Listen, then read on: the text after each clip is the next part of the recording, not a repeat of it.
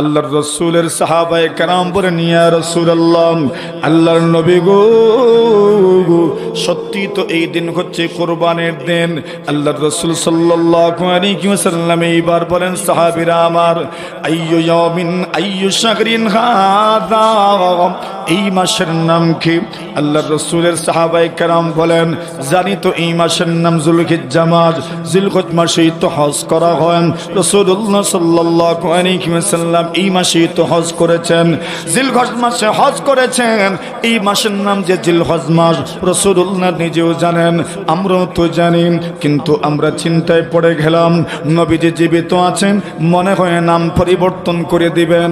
এই জন্য রাসূল আমাদেরকে জিজ্ঞাসা করেছেন এই মাসের নাম কি। আমাদের জানা থাকা সত্ত্বেও আমরা উত্তর দিলাম না, বললাম আল্লাহু ওয়া রাসূলুহু আলাম, আল্লাহ এবং ওনার রাসূলই বেশি জানেন। আল্লাহর রাসূল বলেন, এই মাস কি যুলহিজ্জা মাস নয়? আমরা বললাম, ইয়া রাসূলুল্লাহ, হ্যাঁ এই মাস তো যুলহিজ্জা মাস। আল্লাহর রাসূল বলেন, সাহাবীরা আমার, আইয়ু বালাদিন হাযা, এই শহরের নামটা কি? বলো। হজ করার জন্য যাওয়া তো লাগে মক্কাতুল মুকাররমায়, তো আছেন তো মক্কা নগরীতেই তো আছেন। আল্লাহর রাসূল প্রশ্ন করেন, আইয়ু বালাদিন হাযা, এই শহরের নামটা কি? বলো। আল্লাহর রাসূলের সাহাবায়ে কেরাম বলেন, ইয়া রাসূলুল্লাহ, ইয়া হাবিবাল্লাহ, আল্লাহু ওয়া রাসূলুহু আলাম, আল্লাহ এবং ওনার রাসূলই বেশি জানেন এই শহরের নাম কি। আল্লাহর রাসূল বলেন, এই শহর কি শান্তির শহর নয়? যে শহরের শপথ আল্লাহ করেছেন সূরাতুত তিনের মধ্যে, ওয়াত-তিন ওয়াজ-যাইতুন ওয়া তুরি সিনিন ওয়া হাযাল বালাদিল আমিন। আল্লাহ তিনের কসম করেছেন, জৈতুনের কসম করেছেন, সিনাই উপত্যকার তুর পর্বতের কসম করেছেন। আল্লাহ পাক পবিত্র নগরী, শান্তির নগরী, সম্মানের নগরী মক্কাতুল মুকাররমার শপথ করেছেন। আল্লাহর রাসূল বলেন, এটা কি শান্তির শহর নয়? এটা কি শান্তির নগরী নয়? নবীজির সাহাবায়ে কেরাম বলেন, আল্লাহর নবী গো, অবশ্যই শান্তির শহর, এটাই তো আল বালাদুল হারাম, এটাই তো আল বালাদুল আমিন। আল্লাহর নবী বলেন, এইবার তোমাদের সামনে আমি যে কথাটা বলতে চাই গুরুত্বের সাথে শুনে রাখো। আল্লাহর হাবিব বলেন, উম্মত, এই দিন যেমন সম্মানী, কোরবানির দিনটাও আল্লাহর কাছে সম্মানী। আল্লাহর রাসূল বলেন, এই মাসটাও তো আল্লাহর কাছে সম্মানী। 12 মাসের মধ্য থেকে 4টা মাস হচ্ছে সম্মানী মাস। আল্লাহর রাসূল সাল্লাল্লাহু আলাইহি ওয়াসাল্লাম বলেন, এই 4 মাসের মধ্যে একটা মাস হচ্ছে যুলহিজ্জা মাস, মানে এই মাসটাও সম্মানী, দিনটাও সম্মানী, শহরটাও সম্মানী। ওই শহরের ভিতরে কেউ হত্যাকাণ্ড করতে পারবে না, এমনকি কারো ব্যাপারে কিসাস নেওয়া যাবে না, হত্যার বদলে হত্যা করাও যাবে না, ফাঁসির মঞ্চেও ঝোলানো যাবে না। এমন একটা শহর, যে শহরের কোনো গাছপালা উপড়ে ফেলা যায় না। এমন একটা শহরের নাম, যে শহরের মধ্যে দণ্ডবিধিও প্রয়োগ করা যায় না। এমন একটা শহরের নাম, সব দিক থেকে পবিত্র, শান্তির শহর, যে ডুববে শান্তি পেয়ে যাবে, নিরাপত্তা পেয়ে যাবে। মান দাখালাহু কানা আমিনা, ওই শহরে যিনি প্রবেশ করবেন শান্তিতে থাকবেন, নিরাপত্তা পেয়ে যাবেন, নিরাপদ থাকবেন। আল্লাহর রাসূল সাল্লাল্লাহু আলাইহি ওয়াসাল্লাম বলেন, এই দিন যেমন সম্মানী, এই মাস যেমন সম্মানী, ওই শহর যেমন সম্মানী। আল্লাহর রাসূল বলেন, তোমাদের ইজ্জত আরেকজনের জন্য এতটুকুই সম্মানী, তোমাদের একজনের রক্ত আরেকজনের কাছে এমনই সম্মানী। আল্লাহর রাসূল বলেন, তোমাদের একজনের সম্পদ আরেকজনের কাছে এই পরিমাণ সম্মানী। আল্লাহর রাসূল বলেন, এই দিনের যেমন ভাবে কোনো বেইজ্জতি করা যাবে না, অন্য কোনো মুমিন মুসলমানকেও লাঞ্ছিত করা যাবে না। এই মাসের যেমন বেইজ্জতি করা যাবে না, অন্য কোনো মুমিন মুসলমানের ইজ্জতের উপর আক্রমণ করা যাবে না। আল্লাহ রাসূল বলেন, এই শহরের যেমন বেইজ্জতি করা যাবে না, আল্লাহ তাআলার কোনো বান্দা বান্দির ইজ্জতের উপর আপনি আক্রমণ করতে পারবেন না। এই শহরের যেমন বেইজ্জতি করা যায় না, আল্লাহর হাবিব বলেন, এই পৃথিবীর মধ্যে কোনো মুমিন মুসলমান কোনো মানুষের সম্পদ আপনি অযাচিতভাবে ভক্ষণ করতে পারবেন না।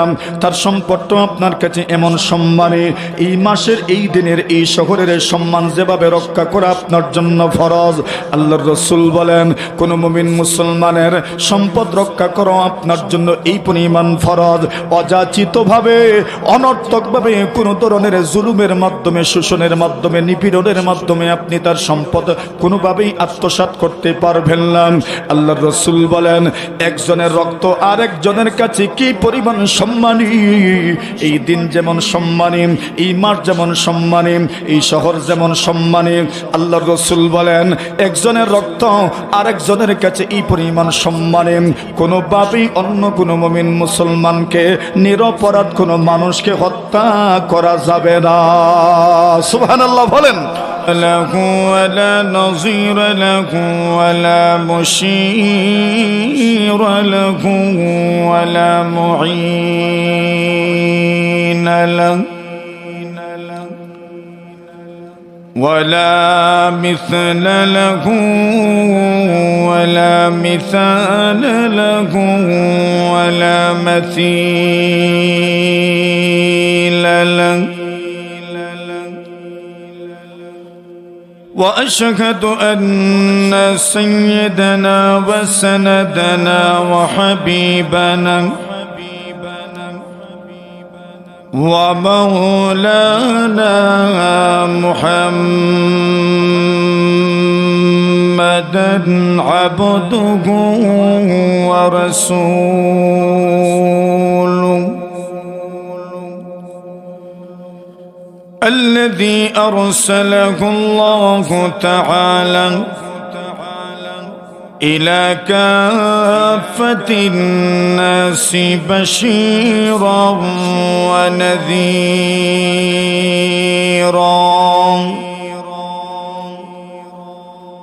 وداعيا إلى الله بإذنه وسراجا منيرا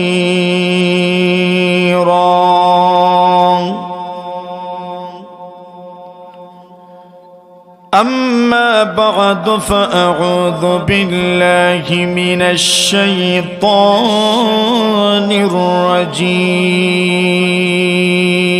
الرجيم بسم الله الرحمن الرحيم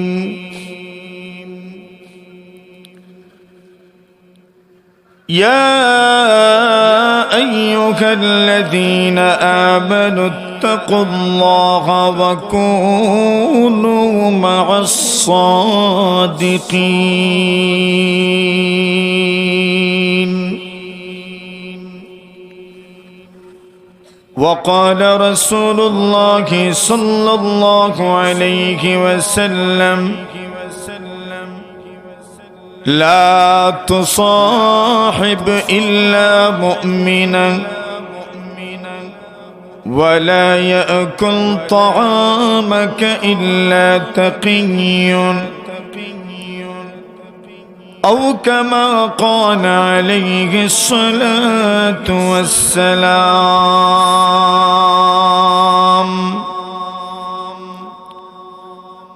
آمنت بالله صدق الله مولانا العظيم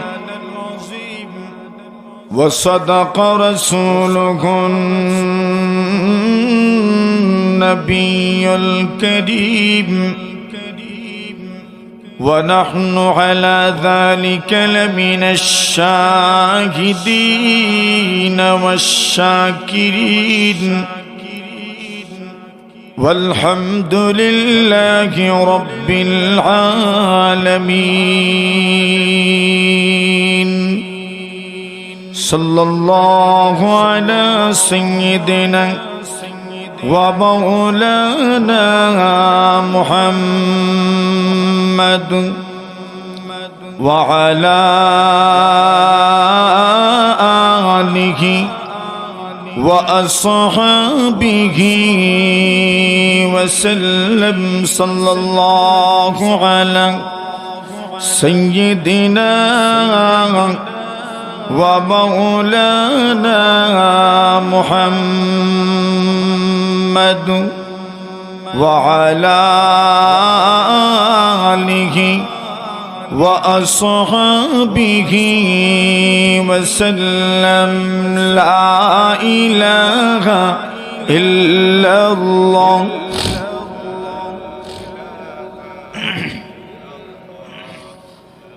لا إله إلا الله.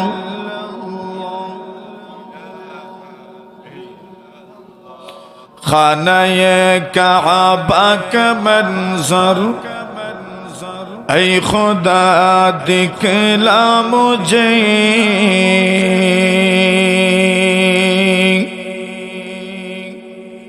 खाना-ए काबा का मंजर ऐ खुदा दिखला मुझे. मक्का व शहर मदीना देखने को दे मुझे. मक्का व शहर मदीना देखने को दे मुझे. ऐ खुदा सैराब कर दे आब ज़मज़म से मुझे. इस्तिला में हजर अस्वद से मुशर्रफ कर मुझे. इस्तिला में हजर अस्वद से मुशर्रफ कर मुझे. ला इलाहा इल्लल्लाह.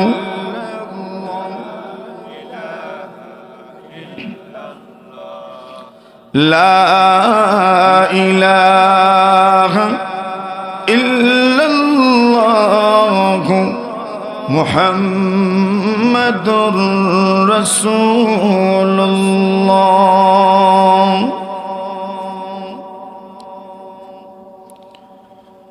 ঐতিহ্যবাহী সমৃদ্ধ জনপদ মাধবঘোল আল আমিন ইসলামী যুব পরিষদ কাঁঠালতলী বড়লেখা মৌলভী বাজারের উদ্যোগে আয়োজিত দ্বিতীয় বার্ষিক ওয়াজ ও দোয়া মাহফিলের মহাত্তন সভাপতি মুআজ্জাজ মুকাররম হযরত উলামায়ে কেরাম, মুরব্বিয়ান সাহেবান, যুবক ভাইরা, পর্দার আড়ালে অবস্থানরত অত্যন্ত শ্রদ্ধেয় সম্মানিত মা ও বোনেরা, আল্লাহ পাক রব্বুল আলামিনের অসংখ্য অগণিত শুকরিয়া আদায় করছি, যিনি ইশার নামাজের পরে কোরআন ও সুন্নাহের এক বরকতপূর্ণ মজলিসে মাহফিলে আমাদেরকে অবস্থান করার তৌফিক দান করেছেন। এজন্য আমরা সকলেই হৃদয় নিংড়িয়ে হৃদয়ের সবটুকু ভালোবাসা আবেগ অনুভূতি ঝড়ো করে মহিয়ানের দরবারে শুকরিয়ার নজরানা পেশ করছি। আমরা সকলেই পড়ি আলহামদুলিল্লাহ।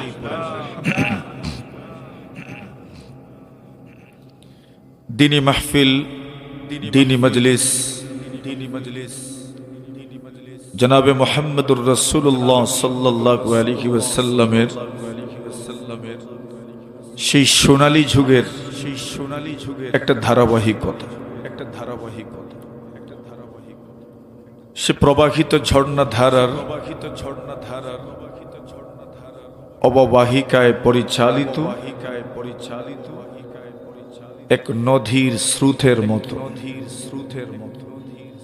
যা যুগ থেকে যুগান্তর, প্রজন্ম থেকে প্রজন্মান্তর এখনো চলমান। আমরা তো আশাবাদী কিয়ামত পর্যন্ত এই ধারাবাহিকতা চলমান থাকবে ইনশাআল্লাহ। এটা এমন এক ঝর্ণা ধারা যেখান থেকে মানুষ তার তৃষ্ণার্ত আত্মাকে পরিতৃপ্ত করতে পারে। এমন মজলিসের আকর্ষণ কি?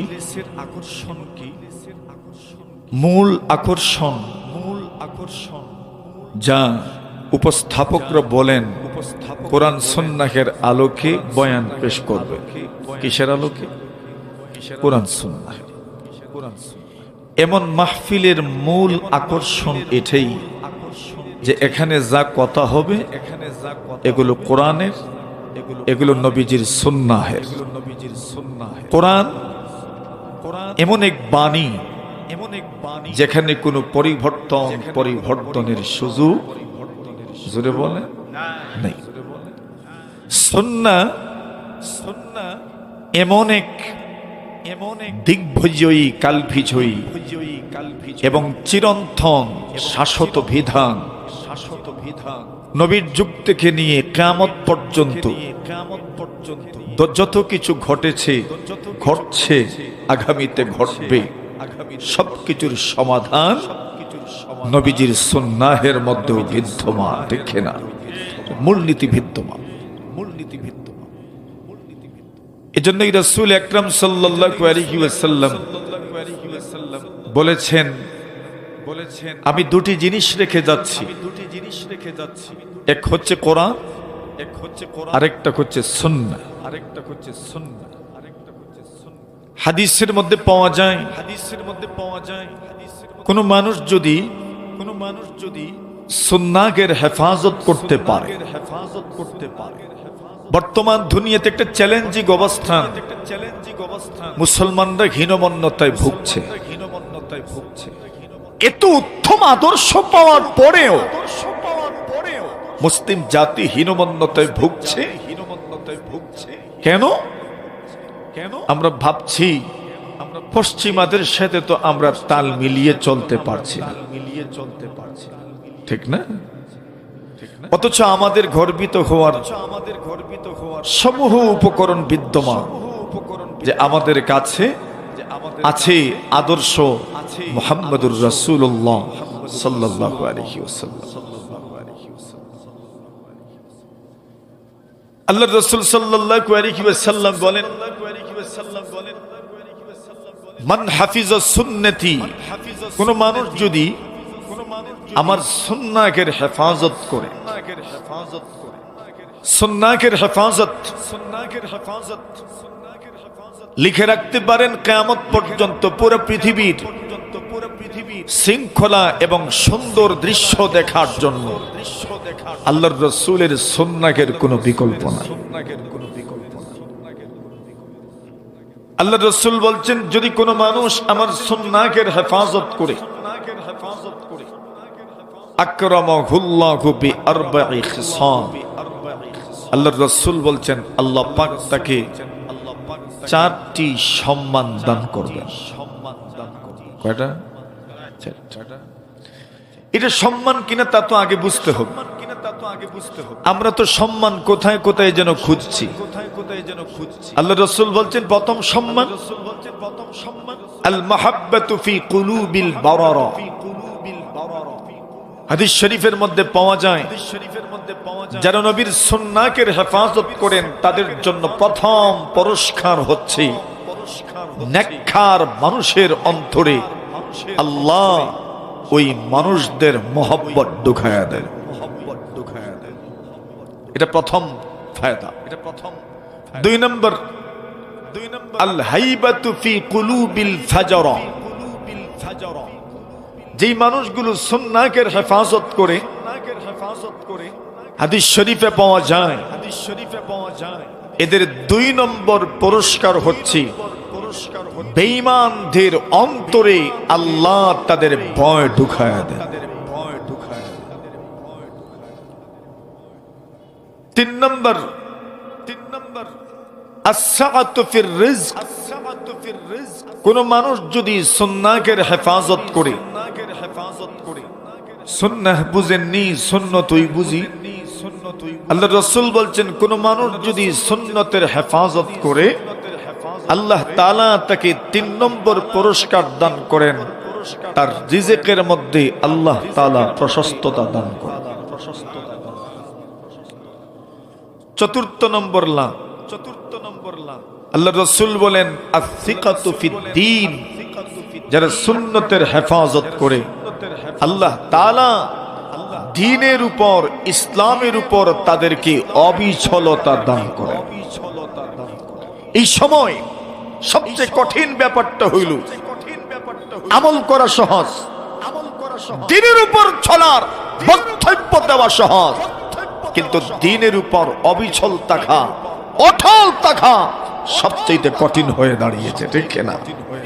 রাসূল বলছেন সুন্নতের হেফাজত করবেন, আল্লাহর রাসূল বলছেন দ্বীনের উপর চলা আপনার জন্য সহজ হয়ে যাবে। আমি যে আয়াতটি কারীমা আপনাদের সামনে তিলাওয়াত করেছি, এই আয়াতকে সামনে রেখে মাদবগুল আল আমিন ইসলামী যুব পরিষদের কার্যক্রমকে সামনে রেখে কিছু কথা বলবো ইনশাআল্লাহ। আল্লাহ পাক রব্বুল আলামিন পুরো পৃথিবীর মানুষের জন্য যে প্রেসক্রিপশন ব্যবস্থাপত্র তুলে ধরেছেন, যে মানুষ এত গুণে গুণান্বিত হবে কিভাবে, সুন্নতের হেফাজত করার মতো একটা পর্যায়ে পৌঁছবে কিভাবে, আল্লাহ বলছেন তার জন্য জরুরি হচ্ছে নেককার মানুষের সাথে বসা, এদের সাথে চলাফেরা করা, এদের মজলিসে উঠা বসা করা, এদের মজলিসে আসা যাওয়া করা।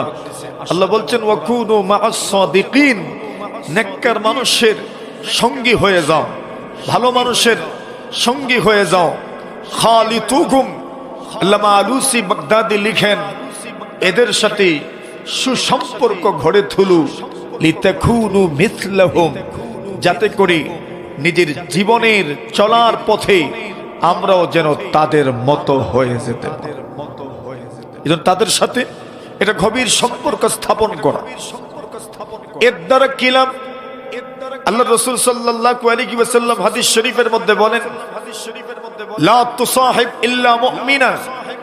আল্লাহ রাসূল বলছেন জীবন চলার পথে তোমার সাথী কেমন হবে, তোমার সঙ্গী কেমন হবে?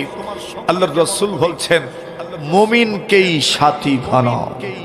কাকে বলেন? বলেন বলেন মুমিনকে। এই কথার তাৎপর্যের গভীরতা কি? আপনি যখন আপনার ফ্রেন্ড সার্কেল, সব ধর্মের মানুষকে নিয়েই যখন আপনি চলার মতো একটা ফিকির করবেন, আস্তে আস্তে আপনি এমন একটা পর্যায়ে চলে যাবেন, আপনি বলবেন ধর্ম সবার আগে নয়, মানবতা সবার। আরে কথা বলেন, এমন বক্তব্য কি আমরা শুনি নাই? আপনি তখন বলবেন আমাদের প্রথম পরিচয় আমরা বাঙালি, এরপরে আমরা মুসলমান। এটা বলবেন আপনি। কখন বলবেন? যখন বিধর্মীদের সাথে আপনার উঠা বসা, দরহম মাহরম সব থাকবে, কেন আপনার কাছে আপনার দ্বীনের কোনো মূল্যায়ন না। আপনি নিছক এটাকে একটা ধর্মীয় পরিচয় এবং সামাজিক পরিচয় হিসাবে দেখতে চান, এভাবেই আপনি তাকে জ্ঞান করেন। ফলাফল কি? ফলাফল হলো আপনার ধর্মের প্রতি কোনো টান থাকবে না, বরং সর্বত্রই সব ক্ষেত্রে আপনার বক্তব্য এমন হবে পুরা ইসলামী আদর্শ, ইসলামী শাসন ব্যবস্থা, ইসলামের শাসত বিধানের বিরুদ্ধে আপনি অবস্থান নেবেন। আপনার মনে কিঞ্চিত পরিমাণ দুঃখ কষ্ট হবে না। বর্তমান পরিস্থিতিতে এমনই। কারণ কি? কারণ হলো ওই যে একসাথে বসবাসের, চলাফেরার একটা কুফর।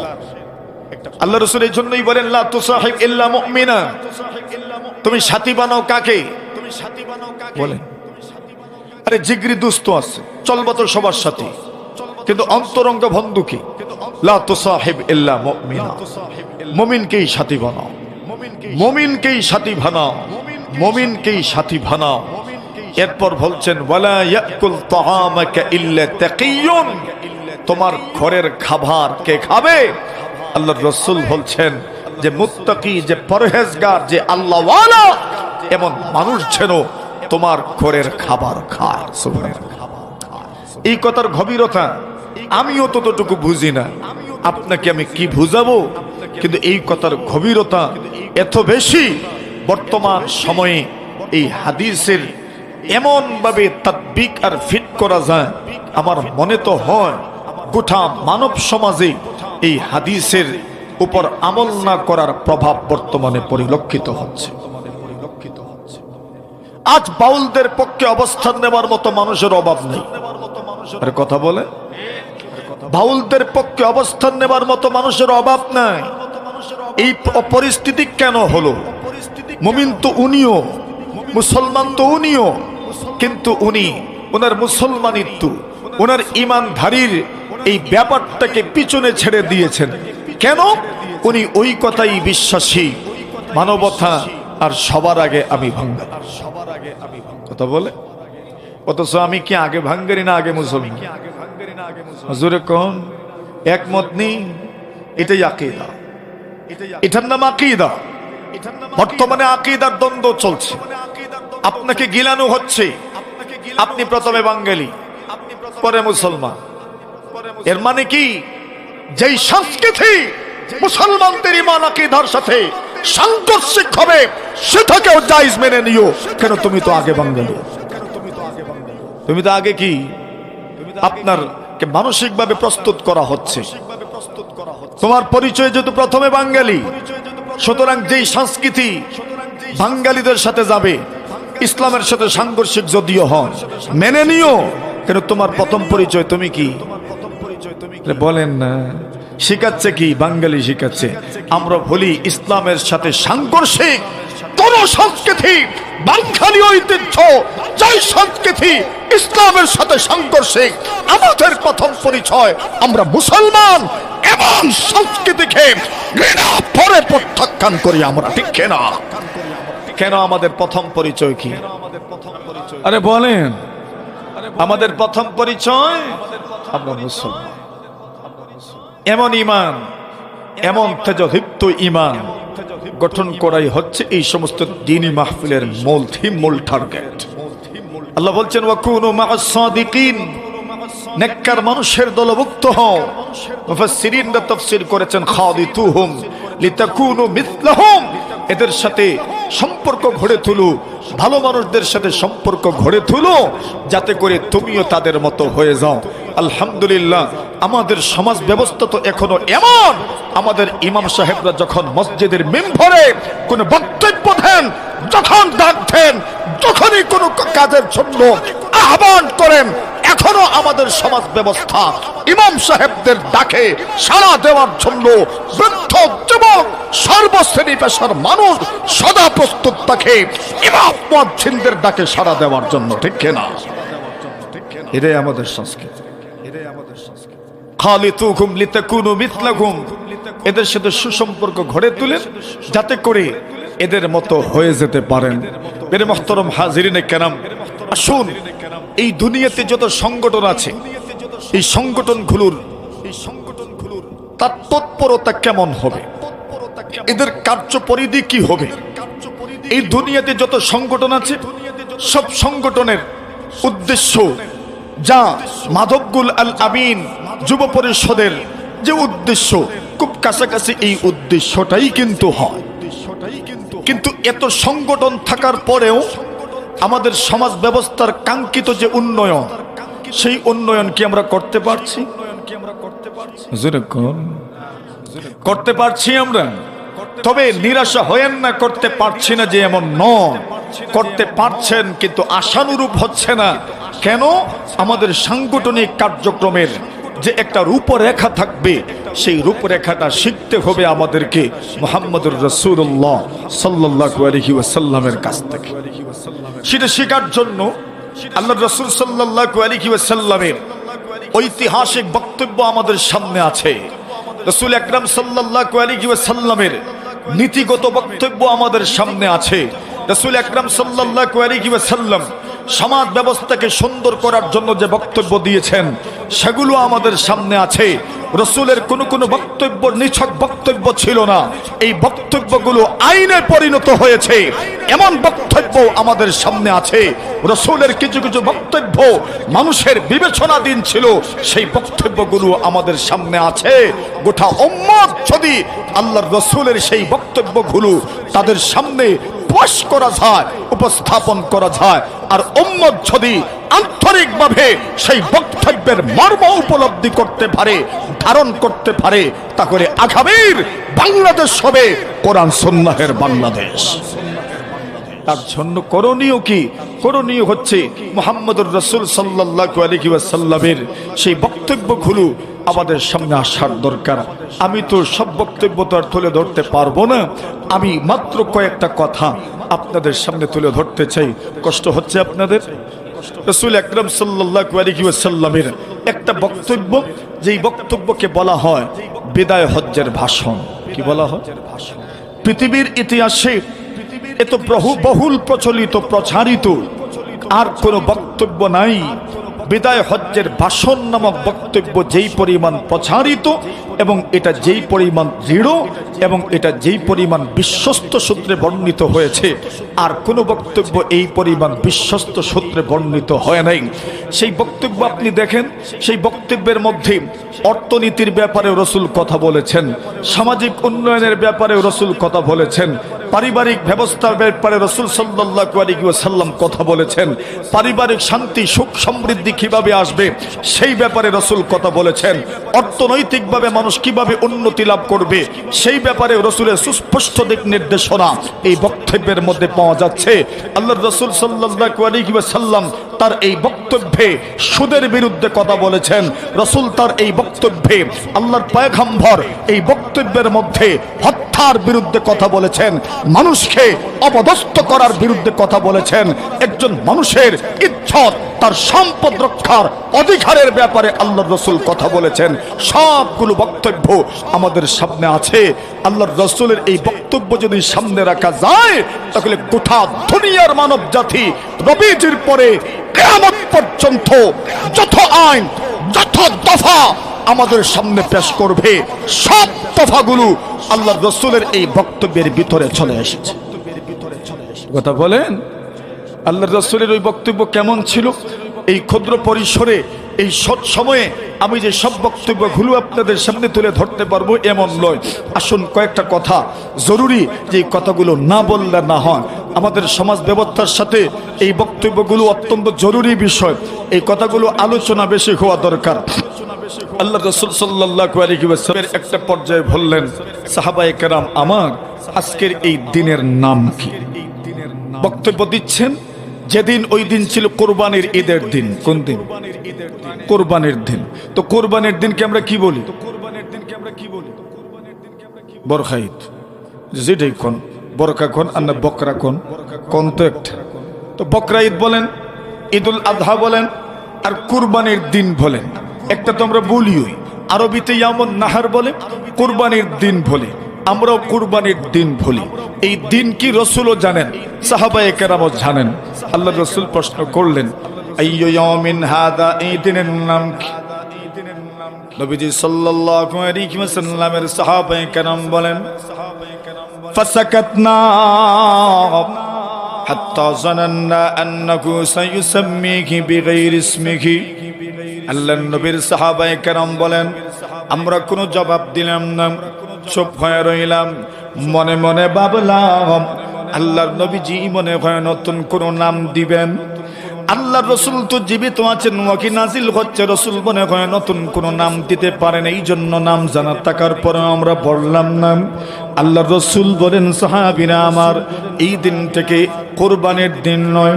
আল্লাহর রাসূলের সাহাবায়ে কেরাম বলেন, ইয়া রাসূলুল্লাহ, আল্লাহর নবী গো, সত্যি তো এই দিন হচ্ছে কোরবানির দিন।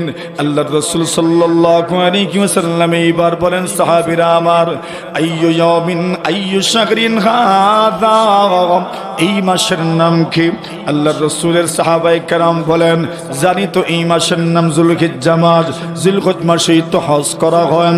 রাসূলুল্লাহ সাল্লাল্লাহু আলাইহি ওয়াসাল্লাম এই মাসেই তো হজ করেছেন, জিলহজ মাসে হজ করেছেন। এই মাসের নাম যে জিলহজ মাস, রাসূলুল্লাহ নিজেও জানেন, আমরাও তো জানি, কিন্তু আমরা চিন্তায় পড়ে গেলাম নবীজি জীবিত আছেন, মনে হয় নাম পরিবর্তন করে দিবেন। এই জন্য রাসূল আমাদেরকে জিজ্ঞাসা করেছেন এই মাসের নাম কি। আমাদের জানা থাকা সত্ত্বেও আমরা উত্তর দিলাম না, বললাম আল্লাহু ওয়া রাসূলুহু আলাম, আল্লাহ এবং ওনার রাসূলই বেশি জানেন। আল্লাহর রাসূল বলেন এই মাস কি যুলহিজ্জা মাস নয়? আমরা বললাম ইয়া রাসূলুল্লাহ, হ্যাঁ এই মাস তো যুলহিজ্জা মাস। আল্লাহর রাসূল বলেন সাহাবীরা আমার, আইয়ু বালাদিন হাযা, এই শহরের নামটা কি? বলো। হজ করার জন্য যাওয়া তো লাগে মক্কাতুল মুকাররমায়, তো আসেন তো মক্কা নগরীতেই তো আছেন। আল্লাহর রাসূল প্রশ্ন করেন আইয়ু বালাদিন হাযা, এই শহরের নামটা কি? বলো। আল্লাহর রাসূলের সাহাবায়ে কেরাম বলেন ইয়া রাসূলুল্লাহ ইয়া হাবিবাল্লাহ, আল্লাহু ওয়া রাসূলুহু আলাম, আল্লাহ এবং ওনার রাসূলই বেশি জানেন এই শহরের নাম কি। আল্লাহর রাসূল বলেন এই শহর কি শান্তির শহর নয়? যে শহরের শপথ আল্লাহ করেছেন সূরাতুত তিনের মধ্যে, ওয়াত-তিন ওয়াজ-যাইতুন ওয়া তুরি সিনিন ওয়া হাযাল বালাদিল আমিন। আল্লাহ তিনের কসম করেছেন, জৈতুনের কসম করেছেন, সিনাই উপত্যকার তুর পর্বতের কসম করেছেন। আল্লাহ পাক পবিত্র নগরী, শান্তির নগরী, সম্মানের নগরী মক্কাতুল মুকাররমার শপথ করেছেন। আল্লাহর রাসূল বলেন এটা কি শান্তির শহর নয়? এটা কি শান্তির নগরী নয়? নবীজির সাহাবায়ে কেরাম বলেন আল্লাহর নবী গো, অবশ্যই শান্তির শহর, এটাই তো আল বালাদুল হারাম, এটাই তো আল বালাদুল আমিন। আল্লাহর নবী বলেন এইবার তোমাদের সামনে আমি যে কথাটা বলতে চাই গুরুত্বের সাথে শুনে রাখো। আল্লাহর হাবিব বলেন উম্মত, এই দিন যেমন সম্মানী, কোরবানির দিনটাও আল্লাহর কাছে সম্মানী। আল্লাহর রাসূল বলেন এই মাসটাও তো আল্লাহর কাছে সম্মানী। 12 মাসের মধ্য থেকে 4টা মাস হচ্ছে সম্মানী মাস। আল্লাহর রাসূল সাল্লাল্লাহু আলাইহি ওয়াসাল্লাম বলেন এই 4 মাসের মধ্যে একটা মাস হচ্ছে যুলহিজ্জা মাস, মানে এই মাসটাও সম্মানী, দিনটাও সম্মানী, শহরটাও সম্মানী। ওই শহরের ভিতরে কেউ হত্যাকাণ্ড করতে পারবে না, এমনকি কারো ব্যাপারে কিসাস নেওয়া যাবে না, হত্যার বদলে হত্যা করাও যাবে না, ফাঁসির মঞ্চেও ঝোলানো যাবে না। এমন একটা শহর যে শহরের কোনো গাছপালা উপড়ে ফেলা যায় না, এমন একটা শহরের নাম যে শহরের মধ্যে দণ্ডবিধিও প্রয়োগ করা যায় না, এমন একটা শহরের নাম সব দিক থেকে পবিত্র, শান্তির শহর। যে ডুববে শান্তি পেয়ে যাবে, নিরাপত্তা পেয়ে যাবে।